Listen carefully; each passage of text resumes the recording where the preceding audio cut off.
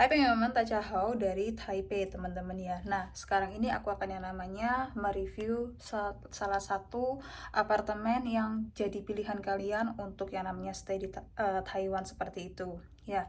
Nah kita kalau kuliah itu mempertimbangkan yang namanya tempat tinggal, dan penelitian dimanapun living balance-nya pelajar itu nggak harus dalam sekolah yang bagus, tapi juga harus di luar sekolah seperti itu.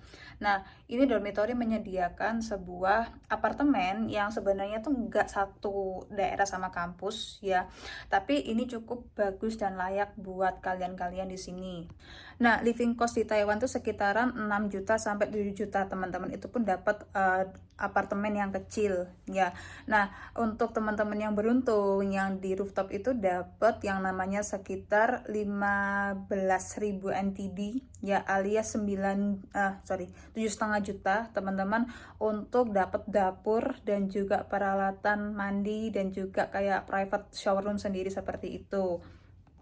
Nah, aku diterima di Ming Chuan University, jurusan International Business, dan ini adalah room tour kamar aku. Semoga kalian cocok ya guys ya. BTW, kampusku ini lebih banyak ke arah penelitian dan juga untuk membangun networking. Nah, kalau kalian misalnya lebih specifically terarah yang namanya science gitu ya, kedokteran, mending kalian ke NTU aja atau ke kampus-kampus negeri yang dijamin murah seperti itu. Nah, untuk yang namanya kamar, aku yang namanya kayak rekomendasiin 3 orang seperti ini aja teman-teman ya. Kalau bisa 2 orang, tapi 2 orang tuh cukup pricey, sekitar yaitu 17-18 ribu atau sekitaran 9 jutaan ya teman-teman per bulan. Nah, aku ini cuman bayar 1,8 juta, itu udah sebagus ini guys. Ini 2 teman aku ya, 2 teman aku tuh dari Mongolia, dan ini beautiful banget, amazing, dan itu adalah 101 teman-teman ya. Dan ini kamar mandinya teman-teman. Maaf ya, sebelah aku tuh ada barang-barang teman aku yang gak mau di share itu apa, tapi ini layak banget ya. Dan tips aku adalah kamu harus sekamar sama teman-teman yang punya pengetahuan internasional, karena setahu aku mereka tuh bersihan ya. Jadi ini bersih banget. Sorry nggak aku kasih tahu, ini ada tisu, dan ini ya, showernya juga sangat bersih sekali teman-teman, dan juga ada kulkas ya. Nah, ini buat mie goreng, buat kopi-kopian seperti itu. Dan itu adalah rias aku. Kemudian ini ada kayak buku-buku aku, berkas-berkas aku nggak pernah pakai buku teman-teman kuliah, aku pakai iPad itu ya, sama beberapa perintilan-perintilan aku seperti ini, make up, tas, dan lain-lain seperti itu. Nah, kita akan yang namanya nge-review daerah Taipei, Taiwan. Daerah inilah yang aku rekomendasikan kalau kalian itu pertama merantau ya, kedua juga adalah sekolah, karena sangat strategis dan lebih aman dibandingkan daerah-daerah lainnya seperti itu ya.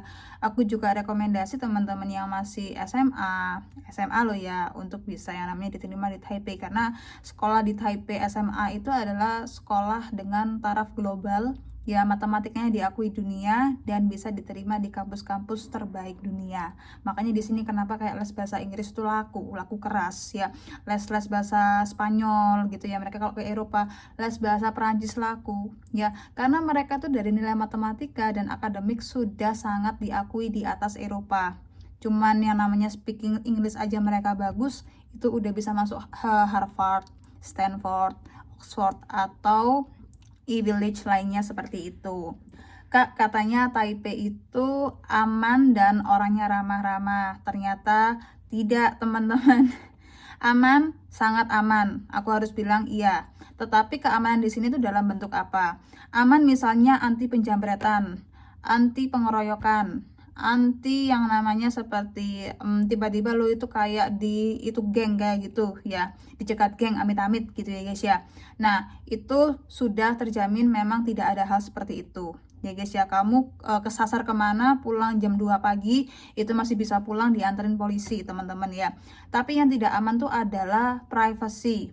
Tabungan minimal itu adalah jangan banyak-banyak ya guys ya. Makanya kenapa lo harus punya yang namanya tabungan dari ini kamu, bank kamu ya, bank-bank kayak BCA itu harus punya simpen di situ ya, sama bank-bank BRI di Taipei ada teman-teman ya. Aku rekomendasikan kalau kalian duitnya banyak, simpen duit di situ aja seperti itu ya. Masalah lain tuh adalah kayak tipikalnya orang Taiwan itu masih sangat inferior. Kalau muka kamu adalah muka-muka orang-orang bule ya, or maybe kamu pakai tas-tas branded ya, sometimes orang yang nakal-nakal ini bisa men-charge kamu dengan harga tinggi. Contohnya tuh adalah pemilihan dormitory, teman-teman. Dormitory ini hati-hati kalau misalnya kamu dapat seorang landlord atau seorang manajer yang kurang baik attitude-nya, kamu bisa dijebak dengan banyak hal. Contoh, ini di iklan gitu ya, dormitory gratis, ini ternyata kita harus bayar ya. Ternyata tempatnya nggak sebagus apa yang kita lihat di sosial media atau di website gitu ya guys ya.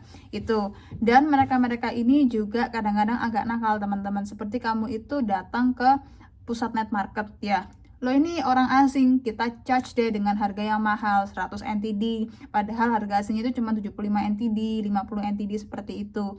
Nah, itu harus hati-hati dengan orang-orang oknum Taipei seperti itu guys. Nah, bagaimana Taipei Kak? Cuacanya sangat dingin, makanya aku tuh selalu pakai jaket gitu ya guys ya. Dan ini aku mau beli jaket lagi teman-teman ya. Di dalam ruangan pun yang kita nggak ber-AC seperti ini aja itu sangat dingin teman-teman, makanya AC-nya ini bisa untuk pemanas ya. Nah, terus Taipei yang paling menyebalkan bagi saya itu adalah kadang-kadang kalau kita sudah pindah ke dormitory seperti ini, diwajibkan untuk beli kasur. Dan di Taiwan apapun yang demand-nya besar, nggak tahu kenapa kok harganya tinggi ya. Kasur itu aku beli yang kayak di pasar-pasar ya, kualitasnya itu aku beli di mall sebelah apartemen aku teman-teman ya, dan itu sekitaran 750.000, itu pun paling murah. Bahkan aku pernah lihat ada spray itu harganya 2 juta sampai 3 juta seperti itu, paket komplit dengan bed cover ya. I'm like, what? Ini kan produk kayak China, produk-produk dari mana Taiwan seperti itu ya, kok harganya mahal, padahal makanan di sini juga nggak jauh beda dengan Indonesia seperti itu teman-teman ya. Oh iya, pemilihan makanan Taiwan itu bukan ramah muslim, tapi masih banyak komunitas muslim yang pintar-pintar, terutama kalau mereka tuh orang-orang dari Pakistan, India, itu jadi engineer teman-teman. Akhirnya mereka buka usaha kayak bacery potong daging gitu yang halal. Aku kemarin lihat itu di masjid besar di Taiwan kayak gitu, di Daan Park teman-teman ya. Dan ini yang paling ditunggu-tunggu teman-teman ya, Kak, kalau di Taiwan boleh nggak sekolah sambil kerja, ngampus sambil kerja? Kenyataannya kalau kamu kuliahlah adik-adik, kalau kamu kerjalah, carilah teman yang baik ya. Karena apa? Taiwan itu apa-apa susah, bukan dipersulit, karena mereka menekan jumlah kriminal dan juga inflasi. Karena apa? Karena kejahatan teman-teman ya. Jadi kalau kalian misalnya kepengen nih ke Taiwan, kamu udah prepare, lo tuh sudah punya duit, lo tuh sudah punya yang namanya pengalaman untuk bisa berbicara bahasa Mandarin, minimal bahasa Inggris. Kalau kamu ketemu sama generasi muda masih bisa dibantu ya, kalau sama generasi tua mereka nggak ngerti gimana kan. Nah, makanya kamu punya tabungan dan kamu punya yang namanya kemampuan komunikasi bahasa Mandarin. Itu sangat amat menyelamatkan kamu di Taiwan seperti itu ya. Karena apa? Kita diperbolehkan kerja, tetapi masalahnya kerjanya itu tidak seperti orang-orang lain 40 jam per minggu. Kita hanya 20 jam per minggu teman-teman. Nah, artinya apakah? Artinya ini masih ada hubungannya dengan pekerjaan-pekerjaan di bawah UMR Taiwan guys ya. Dan ini bisa nge-leading ke arah outsourcing, karena outsourcing setahu aku itu kayak diperbolehkan di Taiwan seperti itu. Nah, kalau kalian misalnya dapat outsource yang bagus, bos yang bagus, mungkin kalian akan banyak mengalami experience yang menarik ya. Tapi kalau dapat sebuah kampus yang kerjasama sama sebuah perusahaan yang nakal ya, ngambil anak-anak outsource dari Vietnam, Indonesia, Thailand, Laos ya, Myanmar gitu ya, dipekerjakan di sebuah kafe yang bayarannya rendah sekali, sama yang namanya di sebuah pabrik. Kira-kira mau nggak sih? Dan kerja di pabrik itu sangat amat menyiksa, teman-teman. Karena yang pernah aku temui itu adalah di sebuah YouTube ya. Ini nggak di Taiwan, ini di Cina ya. Dijanjikan kerja sambil kuliah. Di Cina kan nggak boleh kerja, pasti akan dihukum gitu ya teman-teman ya. Nah, kalau di sana, di Cina situ itu, dia dapat perusahaan dan kampus nakal, teman-teman. Akhirnya, dia hanya 2 hari kuliah, hanya Sabtu dan Minggu, Senin sampai Jumat dia kerja di pabrik colokan ya. Nah, pada waktu dia itu ketiduran, ngantuk, dia dilempar kepalanya ini anak sama seorang manajer karena dianggap malas. Nah, apakah itu nggak kejahatan ya teman-teman ya, secara fisik seperti itu?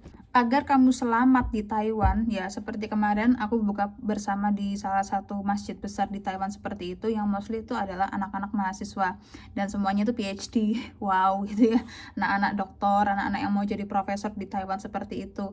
Carilah komunitas yang sehat teman-teman. Orang Taiwan itu tahu loh, mana mbak-mbak yang mungkin punya penampilan yang kelihatan pusarnya, kelihatan pahanya, tapi mereka ini murahan dan hanyalah seorang ya ini pembantu majikan ya, dibandingkan sama mbak-mbak yang sederhana, yang fokus ya, cara mereka tuh memandang dunia gitu ya guys ya. Nah, mereka tuh tahu ini tuh pinter gitu loh, mbak-mbak berhijab masuk ke kuliah-kuliah bagus gitu ya, dapat beasiswa, mereka tuh tahu teman-teman. Jadi orang Taiwan tuh nggak bodoh, bisa membedakan mana perempuan yang bagus secara karir dan juga enggak. Dan mereka-mereka ini guys pasti akan lebih respect sama student kok, dibandingkan sama orang biasa yang boncos nggak tahu kemana di Taiwan dan gue harus butuh kerja. Taiwan bukan tempat butuh kerja. Taiwan itu adalah tempat yang siap untuk bisa ya menyeimbangi hidup kalian sama orang Taiwan lokal, teman-teman. Makanya bahkan sama orang Indonesia aja itu jangan gampang-gampang akrab, teman-teman. Ya kamu juga harus waspada. Even sama-sama student aku pun juga kadang-kadang harus jaga jarak. Kita nggak boleh terlalu over showing our private life gitu ya guys ya. Kita juga nggak boleh tahu keluarga kita tuh siapa, tuh jangan dulu sebelum kamu tuh kenal dekat sama mereka seperti itu ya. Jadi gimana menurut kamu ya? Taipei itu bukan tempat untuk orang butuh duit. Kamu akan dimanfaatkan dan berbahaya sekali Taipei, teman-teman. Taipei itu buat orang-orang yang kepengen hidup layak dan juga belajar ya. Itu aja dari aku ya. I hope you like it. See you later, bye bye and 再见